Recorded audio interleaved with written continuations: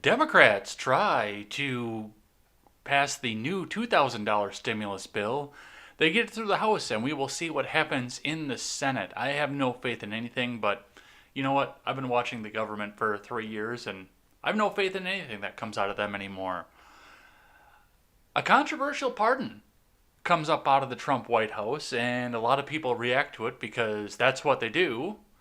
New York could lose up to 2 congressional seats coming up in this next Congress, so we'll talk a bit about that.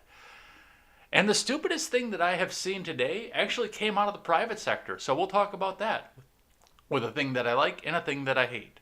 I'm Jay Edgar, and this is Contemporary.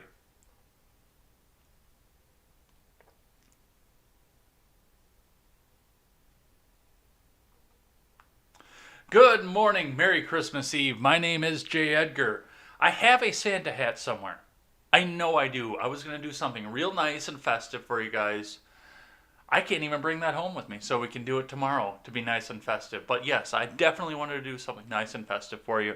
I did a massive cleanup project around here a couple months ago. My Santa hat got put away, and for the love of God, I cannot think of where I put it. It's this obscure thing that I wear usually 1 month out of the year, so it's not something that's at the top of my list as to what to do, but I really wanted to do something festive. I am, however, smelling a pine needle candle that I have sitting up over on the bookshelf over there, so I've got that festive going there. I can't share it with you, but that's festive, right? That's kind of cool, kind of nice. Well, we've got a little bit of stuff to get to. This is not going to be nearly as big as a regular show, and some of this is just tweets that we can storm through here. Plus, we will do a thing that I like and a thing that I hate. But before we get into any of the news today, well, let me rephrase that. Before we get into any of the news today, I want to remind you guys that I will be here tomorrow morning. It might be a little bit late, and it looks like I might have a special guest as well. So definitely come by and hang out if you can. Your family comes first. That's going to be the first and foremost biggest thing, is your family does come first. So if you can't come and hang out, you can't call in, I understand. I want to be with my family, though you might even see a parent docs in all of this. Maybe. Because of where I know I'm going to be sitting when I do this. But it looks like I'm going to have a special guest as well. So definitely come by and hang out with us tomorrow if you can. Time to be determined, but I might go with 8:30 Central Time, just to make sure that you guys can get up and have your family tradition. If a better time works for you guys, throw it in the Discord. The Discord is linked in the description below you in every platform that I have, or above you on Facebook. But throw it in there, because I do want to make sure that I work around you guys. It's a holiday, so not a lot of people are going to be doing a lot of things or going out or going to work or anything like that. Now, before we get into the news, head on over to Freedomscoop.com. Freedomscoop.com is going to be your one-stop shop for all of your news and commentary needs, carrying great shows such as The Generational Gap, The R-Rated Conservative, The Freckles and Fritz Show, The Breakdown with Birkenhoff, and The Daily Ignoramus. Come on over there, pick up some of our swag, help us support great creators, help us get some more money in our coffers so we can start building a better website, start paying some journalists, some writers, some opinion piece writers. I want to get some more writing on this. That is my goal for 2021. Get some more written articles onto this, get some more research that I can reference to do my show, because I want to be like Matt Walsh, and help us grow the site so I can stand there as Jake and I sit back and buy out the Daily Wire, and I look at that look on that smug Ben Shapiro's face as we buy him out. Maybe it's a pipe dream, but it's a pipe dream that I have often. All right, let's look at some of the finances here. There is no Dow today, so we're not going to be looking too deep into that, but I wanted to take a look at some of the things, especially some special interest to you guys. The Bitcoin is at $23,215.80 per Bitcoin. It keeps climbing up because that money printer keeps going brrrr. So, if you got a chance to get some crypto, I've got to set up a crypto wallet because I know that some of you guys have some, and it might possibly be more feasible than throwing a lemon to throw a little bit Bitcoin or something at me. Hey, maybe it'll help me get to some independence as well. But I kind of want to get in on this here, especially if they're going to keep devaluing the currency. So, definitely look into Bitcoin if you can. Look into mining and look into turning off your notifications as well when you're going live on Instagram Live. Because some guys don't do that. That's this guy right here. All right, in the Dow, I've got the final numbers from yesterday, even though I don't have a chart from yesterday. Bringing us to 30,129.83. That means that the Dow went up slightly, 0.38%, 114.32 points. They didn't give me a chart because it's a holiday. Nobody's on Wall Street, so nobody cares to go and update some of the stuff. And a brief archived article from Investors Business Daily. I thought ahead this time. We can read from there if I throw it through the archive, because now they're not going to attack me with, whoa, we're behind a paywall. And I hate to give them the click and the attention if they're going to pull this paywall bullshit, but they are very definitive about what they do, and it really is a good resource. Dow Jones Futures stock market rally takes Trump veto threat in stride. China launches Alibaba probe, 6 chip stocks near buy point. From Ed Carson. Dow Jones Futures rose slightly early Thursday, along with S&P 500 futures and NASDAQ futures ahead of a shortened Christmas Eve session. But Alibaba stock tumbled on a new anti-monopoly probe. The stock market rally had a mixed session Wednesday, taking it in stride President Trump's threat to veto the stimulus deal. I don't think he's going to veto it. I think he's going to stick that in his pocket, and it's never going to see the fucking light of day again. The State Administration for Market Regulation has opened an anti-monopoly probe versus Alibaba. Separately, payments giant Ant Group, an Alibaba affiliate, said it's received a notice for high-level talks with financial regulators. Last month, regulators suspended the huge Ant Group IPO, just days before its debut on the Hong Kong and Singapore exchanges. Free Hong Kong. Regulators have signaled growing concern about big internet giants, especially platforms run by Alibaba and Tencent. Alibaba, in particular, has run afoul of regulators, following criticism from founder Jack Ma. Alibaba stock plunged 10% before the open. Shares have tumbled in the past several weeks as regulators take aim at Alibaba. JD.com, another e-commerce giant and allied with Tencent, lost 4% in the pre-market after rebounding above its 50-day line Wednesday. Tencent stock, which trades over the counter in the U.S., fell in Hong Kong trading. Pinduoduo and Baidu fell modestly. President Trump's Tuesday night threat to veto the $900 billion stimulus deal and $1.4 trillion omnibus spending bill came as a surprise. No, it didn't. President Trump's followers have the internet, have search functionality in PDFs.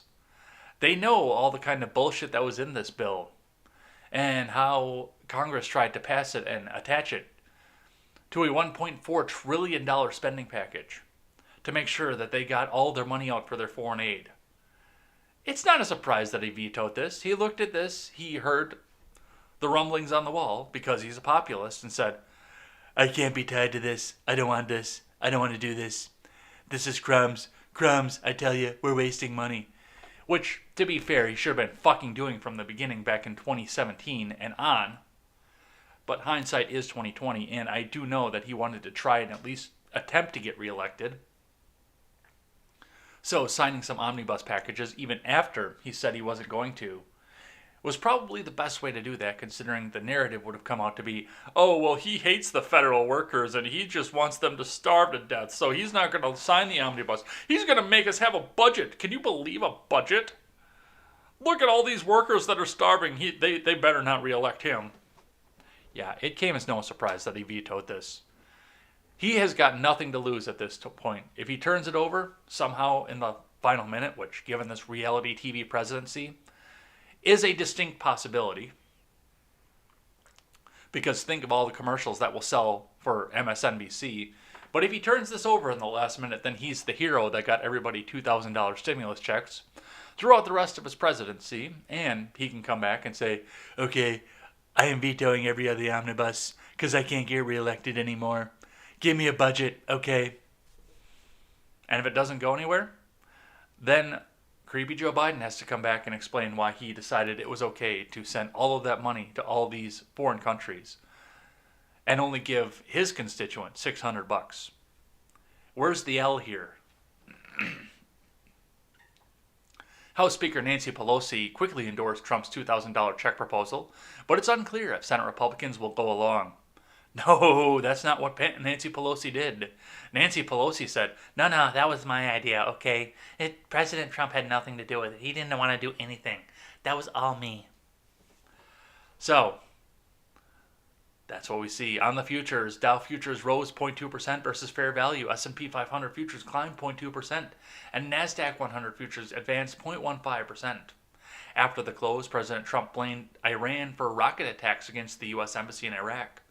He warned Tehran in a tweet, "If one American is killed, I will hold Iran responsible." I didn't even see that today, so we might have to cover that one tomorrow.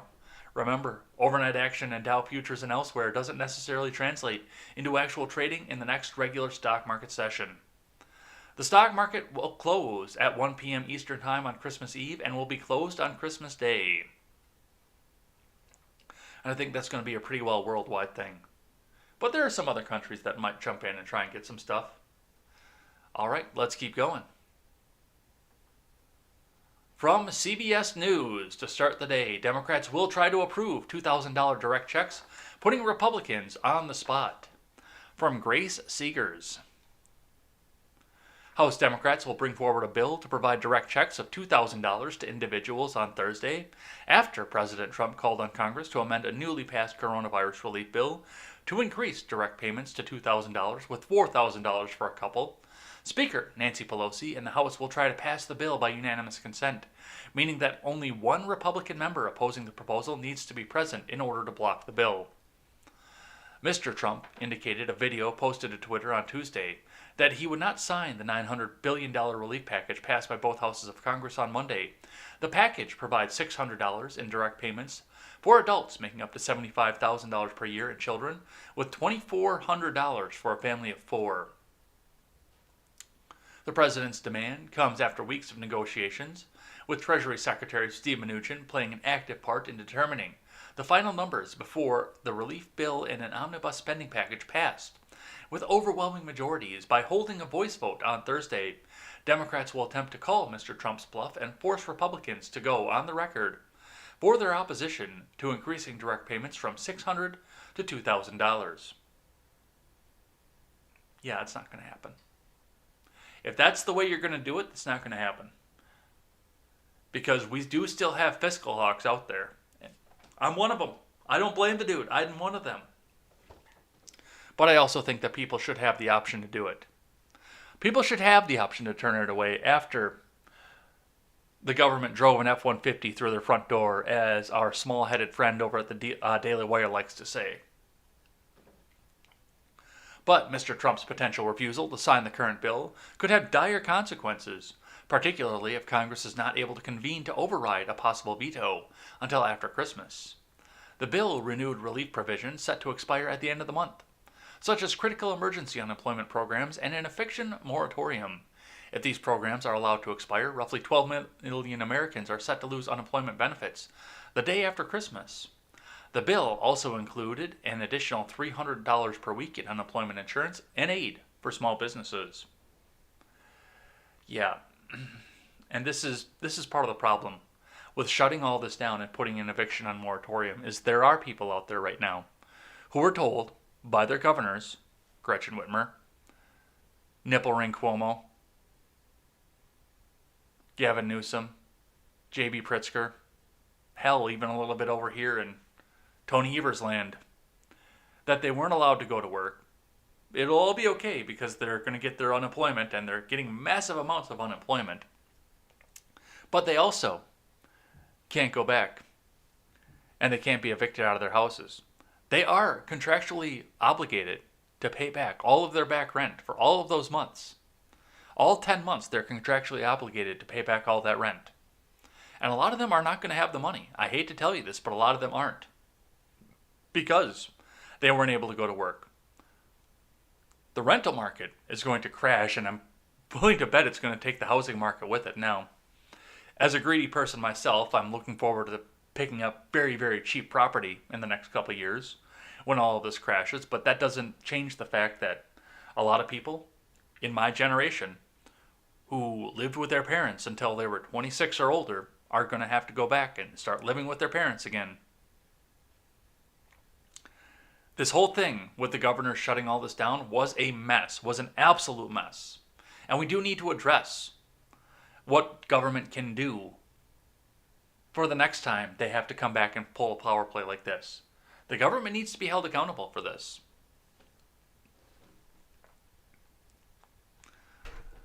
I know it's been floated around. People have been talking about let's not pay our taxes for 2021 because the government did this to us in 2020. And you know what? I'm kind of on board for that. I really am. What are they going to do? Put every one of us in prison? What are they going to do? They'll run out of room in a hurry, I can tell you that. Let's see.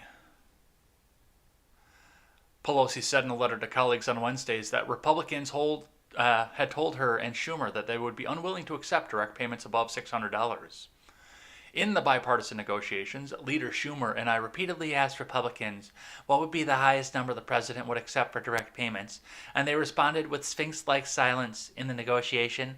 They would never go above $600 and in some cases proposed $500, Pelosi said. Well, open up your states and you don't have to worry about this anymore. Nobody gives a fuck about this unless it's a power grab. Even in the most progressive places in Wisconsin. So, there's a girl that lives up in Madison that I've been following on Instagram for a little while. And I watch her. I mean, once again, Madison progressive. What did she do just a few weeks ago? In the midst of a lockdown, because everybody has to stay locked down in order to make sure that everybody stays safe from the virus. She just drove to Florida. Out of nowhere. Nobody's afraid of this. Nobody is afraid of this. It's all a power grab. They can tell you that they're afraid of it, but nobody's afraid of this right now. So that's what we're seeing here. It looks like the House will come together. I don't know what the Senate's going to do at this point. I don't know what the fiscal hawks are going to do about this. I have no idea where this is going to go. I don't think the voice vote was the way to do it.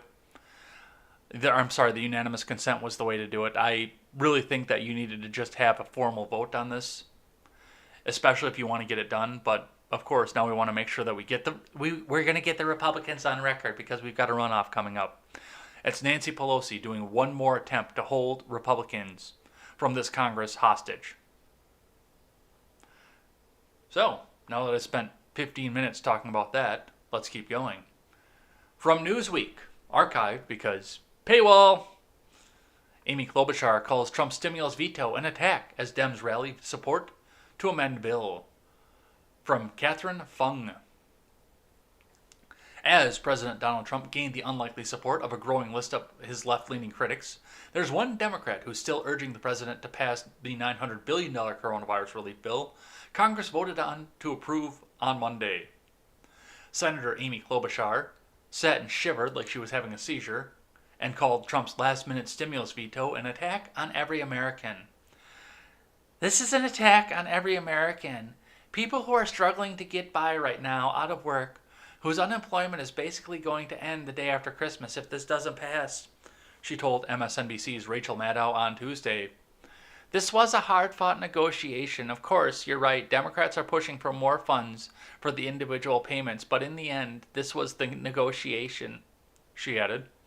He knows very well we're reaching the end here with the unemployment, with our small businesses. Can't take it anymore. Trump delivered the surprise news on Tuesday, calling the legislation a disgrace and telling Congress to raise the stimulus checks from $600 to $2,000, a price tag even higher than the ones distributed in March. And you know what? I still don't think we should be putting this out there, because I'm a fiscal hawk. But realistically, if we go back over the omnibus once again, and look at all the foreign aid and all the bullshit that was in there, the fish hatcheries, the fish counting in the Gulf of Mexico, all the bullshit that was in there, you could find a lot of money to distribute back out to the American people. To get some of this business going and try to get some tax receipts coming back up. There's a lot of money there that you're sending over to Egypt, Sudan. So that's what we need to look at, not necessarily raise the price tag on one part of the bill, but they're not going to sit back and look at this and cut the fat out of the omnibus. You know they're not going to do that. So this is going to come right down to the wire, and CNN is going to sell more commercials. All right, let's keep going. Speaking of vetoing, this isn't a pocket veto. This is an official veto. From CNBC, Trump vetoes colossal $740 billion defense bill, breaking with Republican-led Senate. From Amanda Macias. President Trump on Wednesday vetoed the sweeping defense bill that authorizes a top line of $740 billion in spending and outlines Pentagon policy.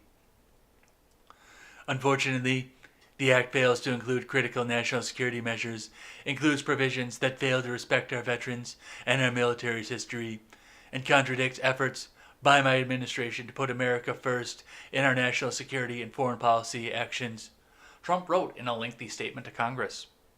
It's a gift to China, and Russia. Well, I'm sure that $2.3 trillion in bonds going to China was a gift to China, but oops, I'm not supposed to mention that, the president added without citing specific details. Earlier this month, the National Defense Authorization Act passed both houses of Congress by veto-proof margins, meaning that any veto by Trump would likely be overridden. And then Congress owns it. Congress must now vote again to override Trump. The House is slated to return from a holiday break on Monday, and Senate Majority Leader Mitch McConnell has said his chamber would vote on overriding the veto on Tuesday. This year's 17-page defense bill, 4,517 pages of defense spending. That is ridiculous. Which typically passes with strong bipartisan support and veto-proof majorities, because Raytheon is paying all these assholes. Funds America's national security portfolio, it has been signed into law for nearly 6 consecutive decades. The bill's passage, at the minimum, secures soldier pay, raises, and keeps crucial defense modernization programs running. Donald Trump just vetoed a pay raise for our troops so he can defend dead Confederate traitors, Democratic leader Senator Chuck Schumer wrote on Twitter, highlighting one of Trump's issues with the must-pass defense bill. Democrats will vote to override it. Disturbingly, Trump is using his final hours in office to sow chaos. Really? You're coming to the end of a reality show and you don't believe this? Including by denying our service members a long overdue pay raise and hazard duty pay, our families paid family leave, child care, housing, and health protections, and our veterans the benefits that they need to serve, House Speaker Nancy Pelosi wrote in a statement. So this one's going to come back, but the Donald doesn't have his name on it. I wish that we had had this sentiment, this what the fuck are we spending money on sentiment, 3 years ago. Because we'd be a lot higher on the horse at this point. Get the government out of the way and let the country thrive.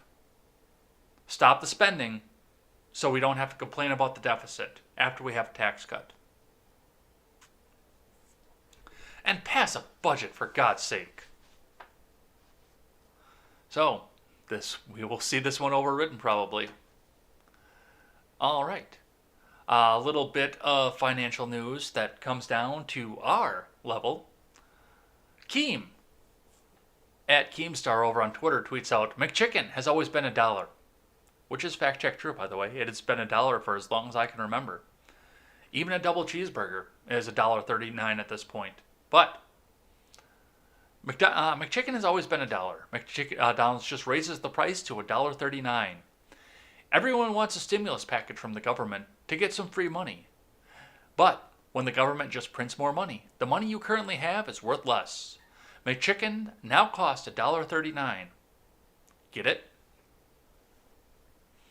And yeah, that's something I've been trying to explain to you. The more you print money, the more you inflate the money. And I mean, once you get down to the McChicken going up in price, that's the point where you got to sit back and pay attention, because the McChicken has been bucking inflation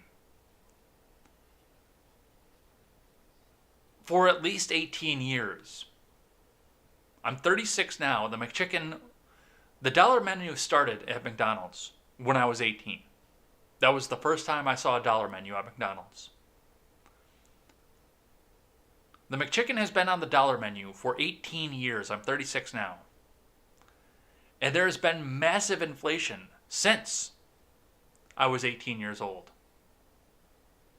And the McChicken has bucked inflation. If it gets to the point that the McChicken can't buck inflation anymore, then we have printed way too much money. All right, from Politico. How 2020 changed Justin Trudeau and didn't. This was almost the thing that I hate today. From Maura Forrest. Trudeau spent the first 2 months of 2020 launching from crisis to crisis, long before the big one hit. On January 8th, the Iranian military shot down Ukraine International Airlines Flight 752, killing 138 people with ties to Canada. Closer to home, the minority government was facing mounting pressure over a decision about whether to approve Teck Resources' $20 billion frontier oil sands mine, which became the symbol of Liberals' direction in oil and gas until Teck pulled the plug on its own project. This unfolded alongside a protest by members of the Wet'suwet'en Nation against pipeline in northern BC, which morphed into nationwide demonstrations and rail blockades. Way back in the before times, those battles seemed to be setting the stage for Trudeau's second mandate, given they embodied all the issues that were most important to him: climate change, Indigenous reconciliation, natural resource development. Then March happened. Trudeau went into self-isolation, and all that was swept off the table. In the first few frantic months of COVID-19, the government rolled out emergency support programs and hundreds of billions in spending with remarkable speed. Then in July, the PM went sailing into his latest ethics controversy, this time involving the WE charity and nearly $1 billion. The scandal dominated the news through the summer when COVID-19 cases counts were low, but then Trudeau prorogued Parliament for 5 weeks for reasons he insists were unrelated, and flirted briefly with seizing an unprecedented opportunity to transform the country, before settling instead for getting through the pandemic with a promise of stimulus money to come. The Conservatives and the Greens elected new leaders. Conservative leader Aaron O'Toole made a pitch to working-class voters and union members, while Green Party leader Annamie Paul put up a surprisingly strong showing in Toronto Centre by-election. But with all eyes fixed on the pandemic, both are still struggling to be seen. Some argue that Trudeau grew the beard this year. In the Toronto Star, Chantal Hebert claims Trudeau has become more cold-blooded, while the Liberal government's days of being associated with unicorns and rainbows are definitely behind it. In Maclean's Shannon Proudfoot reminds us that Trudeau will turn 50 next year and will likely head into his next election campaign as a grizzled veteran, and not some impetuous wonderkind. PM photographer Adam Scotty has published a series of photos of 2020, including several of Trudeau looking very tired. Dude, I'm sorry to say, but if Trudeau wins re-election coming up, Canada is fucked.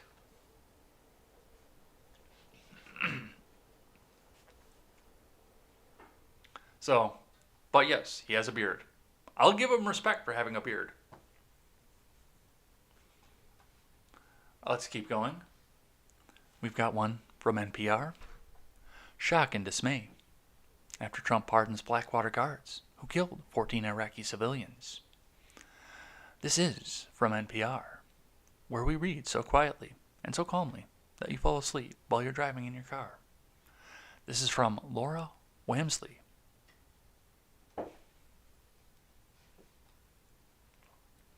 Among the pardons made by President Trump this week, the pardon of four former guards for Blackwater has been regarded by some as particularly galling. Nicholas Slatton, Paul Slough, Evan Liberty, and Dustin Hurd were convicted 6 years ago in the killing of 14 Iraqi civilians and the wounding of 17 others.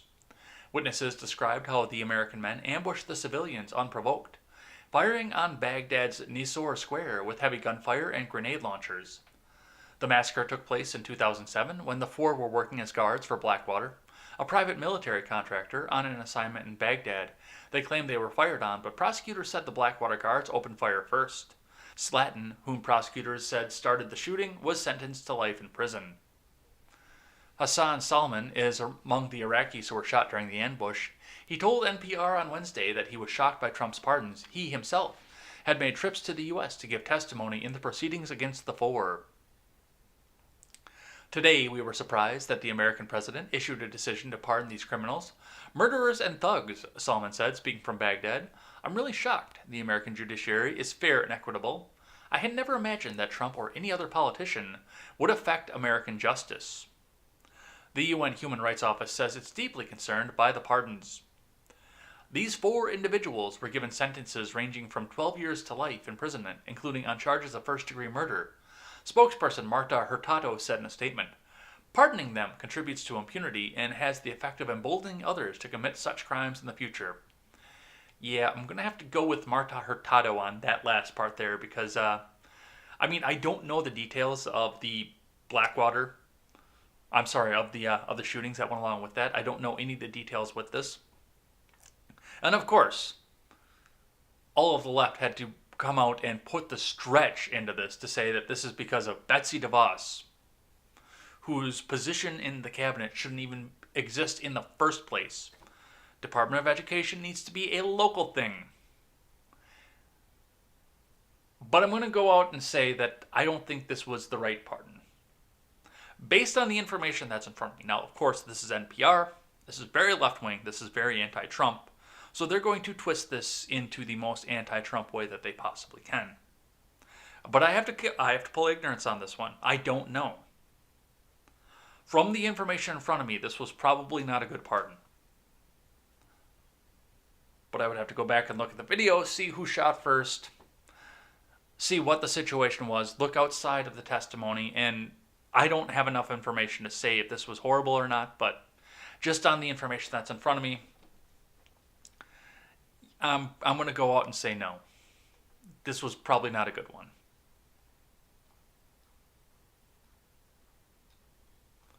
All right, let's keep going. Speaking of pardons, Grande Capo tweets out, breaking, Donald Trump plans on granting full pardon to Kenosha killer Kyle Rittenhouse. Well, unfortunately, I got some bad news for you, and Law and Crime will tell it pretty much as easily as it does. No, President Trump cannot pardon Kenosha shooter Kyle Rittenhouse on two specific reasons. Now, if he had actually been convicted on transporting a firearm across state lines, then yes, he could pardon that charge, because that would be an interstate charge. That would be a federal charge, and he would have jurisdiction over that. As of right now, Kyle Rittenhouse has not been convicted. He needs to be convicted before he can be pardoned. So he's still going through the court system. He's going to be going through the court system long after Inauguration Day. But furthermore, and this is the more important part, and this is, I am a big Free Kyle advocate because I look back at this and I think the only reason that they're persecuting him right now is because he had the courage to shoot back. BLM was supposed to be this sainted organization that was able to riot without impunity, and the second that somebody came back, and minor or not, if this kid was 35, he'd be facing the same kind of allegations. Except there wouldn't be the transport across state lines being thrown over him. But him being a kid adds some special credence to this. But regardless, this is a state charge. And the presidency doesn't have jurisdiction over the state crime. And of course, most of the left is just pissed off at him because he shot back. All right, let's keep going. From the New York Post. New York Post wants to show me notifications. Fuck you. From the New York Post. New York leads nation in population drop. Could lose a House seat. From Tamara Lapine. More residents escaped from New York over the last year than from any other state, according to estimates released by the U.S. Census Bureau on Tuesday.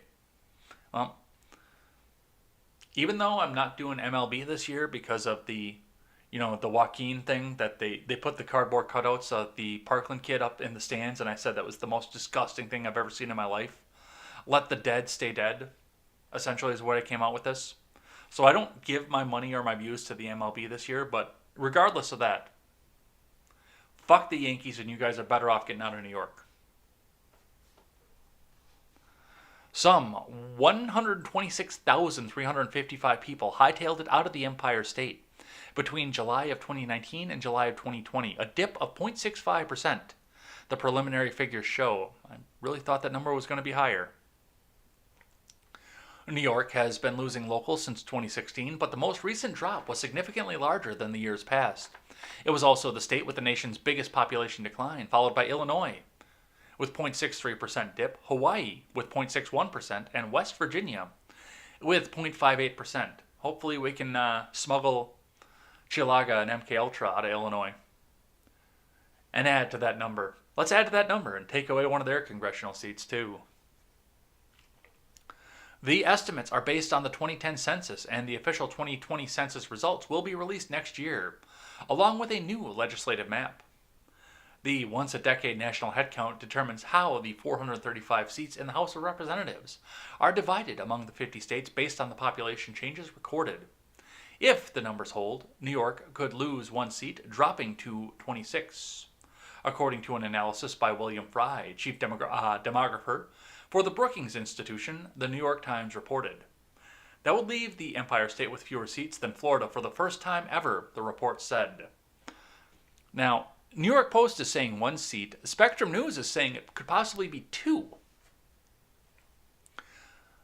So let's see what Spectrum News has to say. From Nick Reisman. New York could lose up to 2 congressional seats in the coming round of reapportionment, further diluting the state's influence in Washington.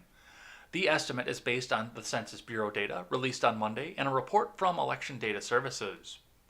Preliminary data from the Bureau, New York, lost 126,335 people between July 2019 and July 2020, the most of any state, and a reduction of 0.65%. We saw that. New York currently has 27 seats in the House of Representatives, but the exodus of people from the state over the last 10 years will likely put that in jeopardy. New births and immigration into the state is not making up for the number of people leaving New York. New York could lose at least at one. I hate when they put typos in there because I trip over my words when I see it. New York could lost a seat, is what it says there, but I know what they're trying to say. New York could lose at least one House district based on initial estimates of its April 1st population, 2 seats. Could be lost if the congressional reapportionment is based on July 1st estimate, according to Jeff Weiss, New York redistricting expert. And I gotta say,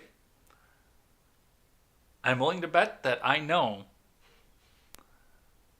which one is going to be the first one lost. Are you ready? You know it. I know it. That one! I would get rid of that one first if it was me. Oh, you think you can just keep running and get reelected by Cenk Uyghur? Well, go primary somebody else. That one will be the one that's gone. All right, let's keep going. Oh, I bet you this is going to enrage a few people in my chat for the day. From NBC4 out of Washington, D.C. Mayor proclaims Thursday as Dr. Anthony S. Fauci Day. From Anissa Holmes. Dr. Fauci turns 80 years old on December 24th. Dr. Anthony Fauci got an early birthday present when D.C. Mayor Muriel Bowser proclaimed Thursday, December 24th, 2020, as Dr. Anthony S. Fauci Day in the district. Oh man, I would love to hear what Stephen Ignoramus has to say about that, because he lived in that district forever. Dr. Fauci, who is the director of the National Institute of Allergy and Infectious Diseases and a top U.S. advisor on COVID-19, turns 80 years old on Thursday. Dr. Fauci has been a hero to our nation during this incredibly difficult year, working tirelessly to save lives and guide our nation's response to and recovery from the pandemic, said Mayor Bowser. We are incredibly proud to count him among the many D.C. residents who are sacrificing so much to keep our communities healthy and safe, she said. I issue this honor on behalf of all Washingtonians in gratitude and recognition of Dr. Fauci's service to the nation and our city. Well, I changed my mind on a bunch of things while I was looking over the news and trying to decide what was going to give the maximum power to people who were standing against Donald Trump. And I deserve a holiday for that, apparently.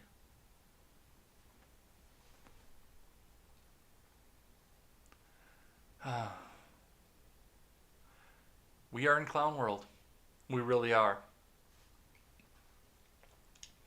Alright, I got just a couple more, and then we'll do a thing that I like and a thing that I hate, and head on out of here. The U.S. has vaccinated just 1 million people out of a goal of 20 million for December. From CNBC's Berkeley Loveless. Excuse me. Just over 1 million people in the U.S. have received their first dose of the coronavirus vaccine as of Wednesday morning, a far cry from the federal government's goal of inoculating 20 million Americans by the end of the year. Now that 2 COVID-19 vaccines have been approved for emergency use, the biggest hurdle to ending the pandemic in the U.S. is getting doses to the roughly 331 million Americans across the country. -1. The Centers for Disease Control and Prevention said 1,008,025 shots had been administered as of Wednesday at 9 a.m. Eastern Time. That's roughly 19 million doses shy of an earlier projections for December and leaves public officials a little more than a week, about 8 days, to try and close that gap. The U.S. would need to vaccinate more than 2.1 million people per day through December 31st to meet its goal. 2 vaccines from Pfizer and Moderna have been authorized for use by the FDA, and the U.S. has shipped a total of 9,465,725 doses across the nation, according to CDC data. The CDC's data on the vaccine distribution comes from state, territorial, and local public health agencies, as well as 5 federal agencies. See those 3 words right there that are highlighted? That's the reason I don't want to get the fucking vaccine. So, there may be additional reporting lag for data from those places. The vaccines are seen by investors and policymakers as a solution to get the U.S. economy back on track as the pandemic wreaks havoc on every state, except South Dakota, overwhelms hospitals, upends businesses, except in South Dakota. The U.S. has the worst outbreak in the world, with more than 18.2 million cases, and at least 322,849 deaths. I'm getting tired of saying it, but I'm going to keep saying it. Citation needed, please.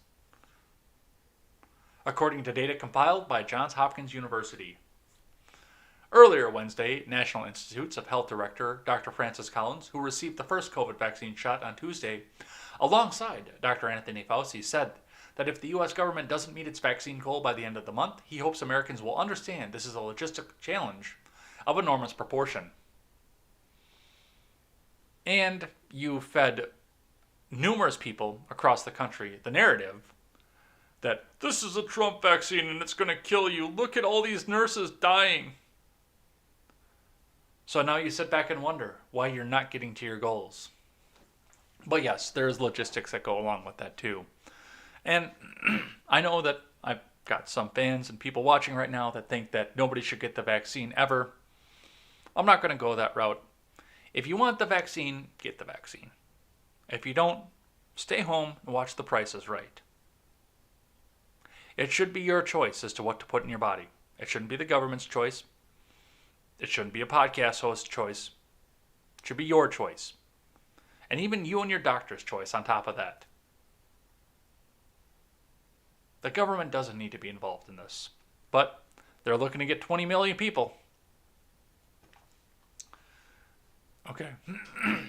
I've got one more here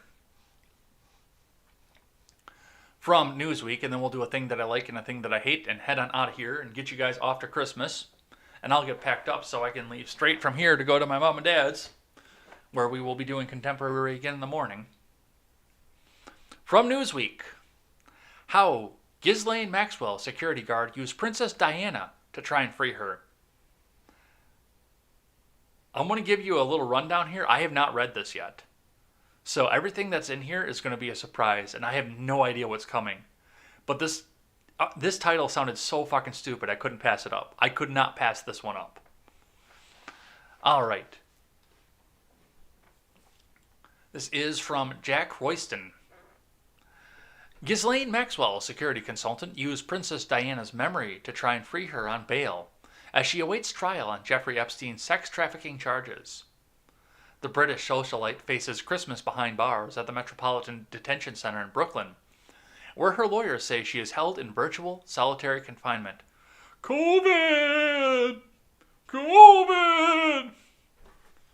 Ghost of fucking COVID past is what we're probably looking at this point. However, she has lodged a new application for $28.5 million in bail, asking to be put on an electric tag to prevent her from fleeing. Oh, God. This can't end well. Are we going to go into 2021 saying Ghislaine Maxwell didn't kill herself? I can't see a world where this ends well. And this is someone who is against extensive confinement. They should have already had the trial at this point.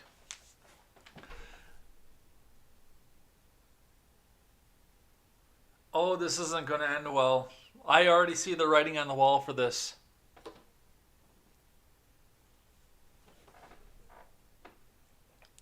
An ex-SAS security consultant offering $1 million towards the sum is pledging to put her under armed guard but invoked Princess Diana's death in his letter to the Manhattan federal court. The unnamed former soldier told Judge Ellison Nathan that Maxwell's long period in hiding prior to her arrest in July was to escape aggressive behavior by the media. Quoted in the Times of London, he wrote, "This kind of behavior is not only harassing, but can be life-threatening. A good example is the case of Princess Diana, who unfortunately lost her life due to the press intrusion into her personal space." British newspaper The Sun offered £10,000 which is about $13,400 reward for information on whereabouts in November of last year, shortly after Prince Andrew's car crash interview with the BBC about Jeffrey Epstein. She's going to get out and she's going to off herself.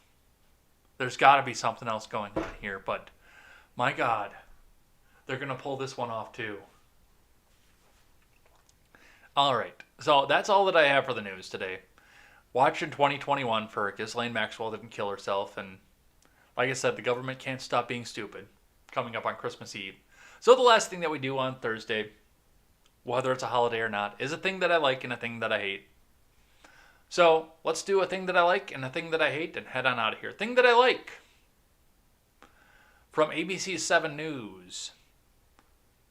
Ignoring warnings, Kirk Cameron hosts second caroling event as COVID-19 surges in SoCal. From ABC7.com staff. Dozens of people, most of them not wearing masks, showed up for a second caroling event hosted by actor Kirk Cameron in Thousand Oaks, as all of Southern California deals with dangerous and massive surge in COVID-19 cases and deaths. The crowd, appearing to be about 75 to 100 people, was caroling outside the Oaks Mall right next to a COVID-19 testing center. There were people of all ages, from children to senior citizens, in the group. Few, if any, could be seen wearing masks or distancing from each other. In aerial footage from Air 7 HD. They were apparently ignoring the repeated warnings issued by health officials throughout the region, urging people not to gather in groups and to wear masks in public at all times as COVID-19 patients fill local hospitals to their maximum capacity. Officials have warned that such events can serve as super spreaders, causing infections among large numbers of people in a short amount of time, with these people then infecting other family members and friends before they're even aware that they have the virus. Oh, so herd immunity is basically what you're telling me here. Look, I don't know where they're caroling. They're going to the mall, which, if you're in this situation, the mall should be closed and nobody should be there anyway. How are they getting into the mall? if you're shutting down outdoor dining at restaurants, as long as they're not on a movie lot. I don't understand what the problem is with this. If these people want to assess their risk, they can do so and they go Christmas caroling, but there shouldn't be. If this is such a problem, there shouldn't be anybody in this mall to begin with. Unless, of course, they made massive donations to Gavin Newsom in some form or another. But I also like this because Kirk Cameron is standing up and pushing back against what is blatant government tyranny at this point. It is a slight against his freedom of religion to go out and spread the word. And if there are already people in the mall, what is the difference? Now, could he be wearing a mask? Possibly. That's between him and the property owner. I have no stake in that. That's a private industry thing. Oops, phone's ringing. Yeah, next time I'll turn my alerts off. But, yeah, I mean, looking at this, the fact that people are pushing back, and I mentioned this when I talked to the R-rated conservative last night, because I called him up on his call-in show last night. I mean, I live in Rock County where nobody gives a fuck. Of course, the state has the mandate in there that everybody must wear a mask everywhere that they go. Nobody can see your identity. Nobody can do anything off of this. Thank you, Tony Evers, for that. But I live in Rock County and nobody cares. We are pushing back in our own way. Only the big corporate places really make the requirement anymore. Any small mom and pop place says, no. If you wear it, you wear it. If you don't, you don't. But good on Kirk for pushing back. I wish he'd have done it in, I don't know, a more government-sanctioned area than a private property, but good on you for at least pushing back. All right, and now we're going to do a thing that I hate. So, Jen the Libertarian, who has been on Ed's World before, she was all the way back in episode number 6. So all the way back at the beginning. Tweeted this photo out with just the caption, "Oh dear." Screenshotted the tweet instead of retweeting it off of this. Jen Silverman tweets, "All I ever wanted from a yogurt is to know who the cows are." So this particular brand of European-style yogurt has the cows that contributed milk listed on the side of the package. Myrtle, Letty, Root, Irma, Fanny, Julia, Veronica, Padma, Lucy. It goes on. I can't expand the picture out, obviously, because this is a screenshot. I said in the tweet that announced this episode that the stupidity extended out to the private sector today, and here it is. The dumbest tweet that you will hear today comes out from CSK Rosa, which is St. Rose Cherry, over on Twitter, tweets out, I have to take a breath to say this. This is that fucking stupid. Notice how they named all the cows traditionally girl names. There is a deep connection between misogyny and consuming animals.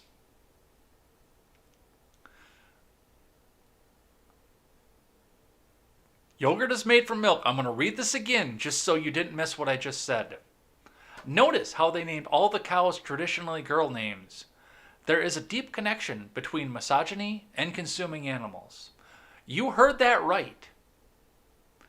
CSK Rosa thinks it's a problem that they only got milk from female cows. Think about that. I can't do that. That's just too fucking stupid right there. I mean, of course, if St. Rose Cherry wants to go out and get milk from a male cow, well, good luck. Because bulls are not friendly to be around.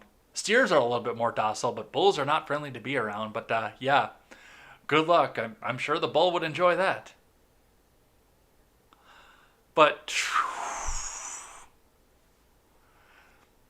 notice how they named all the cows traditionally girl names. There is a deep connection between misogyny and consuming animals. I had to read it again just because I can't believe that was actually tweeted out. I cannot believe that somebody looked at that and said, that was a good idea. Well, That's it. I have no more faith in humanity. So, I think we're done. I can't do this anymore. I think we're done. All right. But I'm going to pack up the laptop, both of the webcams, the microphone, and the little power source for the microphone here because we will be back here tomorrow for more contemporary. Hopefully, we'll be doing a very, very light news day tomorrow. That is my goal, is to do as light of a news day as possible. And then just take most calls throughout your day. There's a 75% chance that I will have a guest tomorrow, so go ahead and come and hang out with us. Looking forward to that. We'll do some prayer, some devotional. I've already teased who the guest is, but until he confirms, I'm not going to say the name again. But hopefully, guys, will come back and hang out with us tomorrow. Keep posted in the Discord and the Twitter for the time that we start.